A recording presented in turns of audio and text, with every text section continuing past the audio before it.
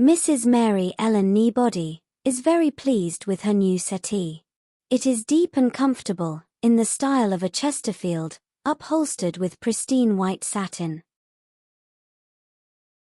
Her 3 adult children, Tilly, Bumfred and Cloying, all told her it was a terrible idea to get a white couch. The neighbors, too. Alexandru and Ubiquita Portionberry, and the Rocking Horse sisters, were particularly scathing. But Mary Ellen is a stubborn woman, who always grinds down her opponents. She insisted, therefore, on this specific couch, and nobody could change her mind. Mary Ellen is determined to prove everybody wrong, so she takes extra care with her Mock Chesterfield. Nobody is allowed to sit on the settee.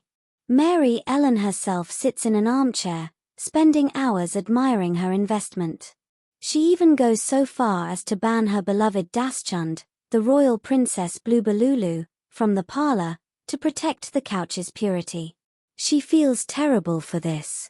Mary Ellen dotes on the Royal Princess Blubalooloo, and this is the first time she's had to deny the dog anything.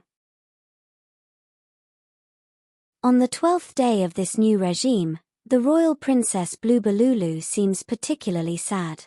She so clearly misses the parlor, where once she'd frolicked and lolled and flopped.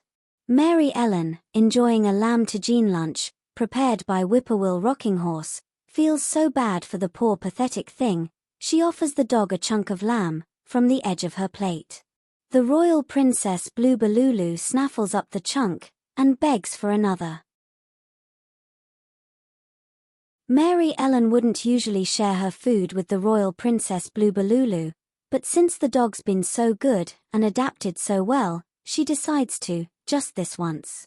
She flicks another chunk of meat to the dog, and then another. She knows the rocking horses source their meat from Gemelli the butcher, none of that processed rubbish. Only the best for Mummy's little princess.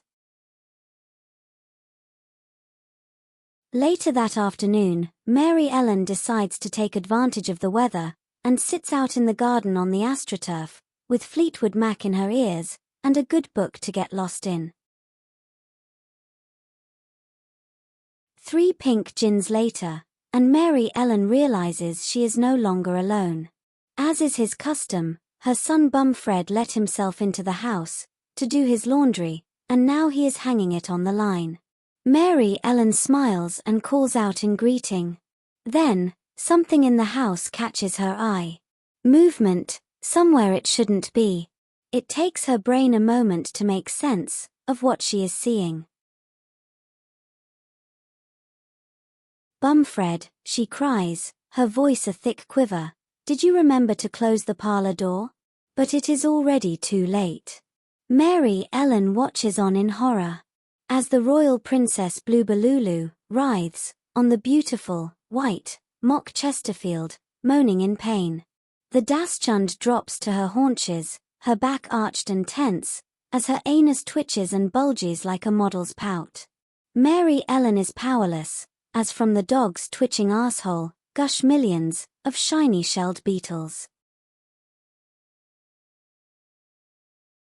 The beetles tear into the Mock Chesterfield, their vicious mandibles ripping through the satin with ease. Millions of little beetle mouths tearing into clumps of padding, beetles tunneling joyously into the wood beneath.